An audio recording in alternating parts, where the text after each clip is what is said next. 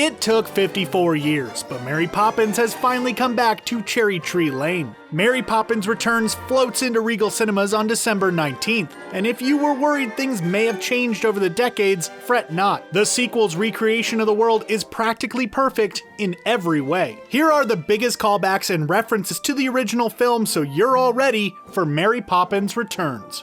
Mary's umbrella and bag return.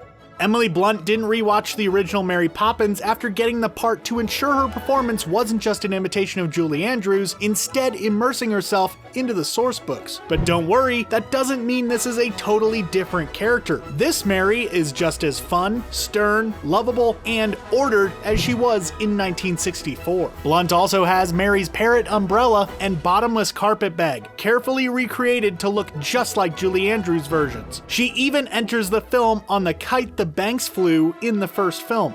Banks' kids all grown up. Mary Poppins Returns is a proper sequel to the original film. Picking up in the 1930s, 2 decades after the first, it sees the magical nanny return to help the Banks children once again, but now they're all grown up. Emily Mortimer replaces Karen Dautrice as Jane, and Ben Whishaw steps up as Michael. And although both are now adults with financial and family problems of their own, they still have some of their personal tics from the first film. Indeed, the very first thing that Mary does upon reuniting with the Banks children is scold Michael for gawping and Jane for giggling.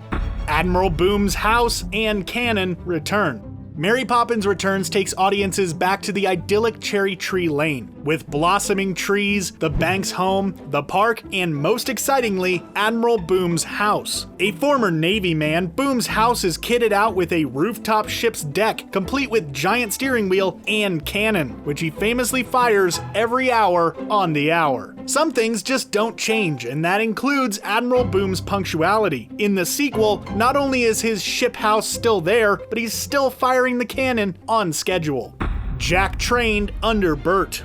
Lin-Manuel Miranda stars in Mary Poppins Returns as Jack, a literal jack of all trades. If you think that sounds a little like Dick Van Dyke's Bert from the original, that's no mistake. According to Miranda, he imagines his character having apprenticed under Dykes, learning how to live a happy life in old London town and hearing the legends of Mary. But the comparisons don't end there. Jack's primary profession is as a street lamp lighter, which leads to a big song and dance number reminiscent of Mary Poppins' Chim Chimney. Fortunately, Miranda's London Cockney accent is a little bit more accurate than Dykes. Dick Van Dyke's cameo.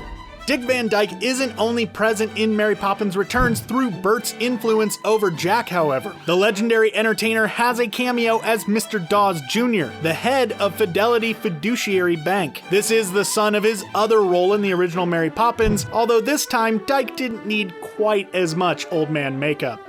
Topsy Turvy.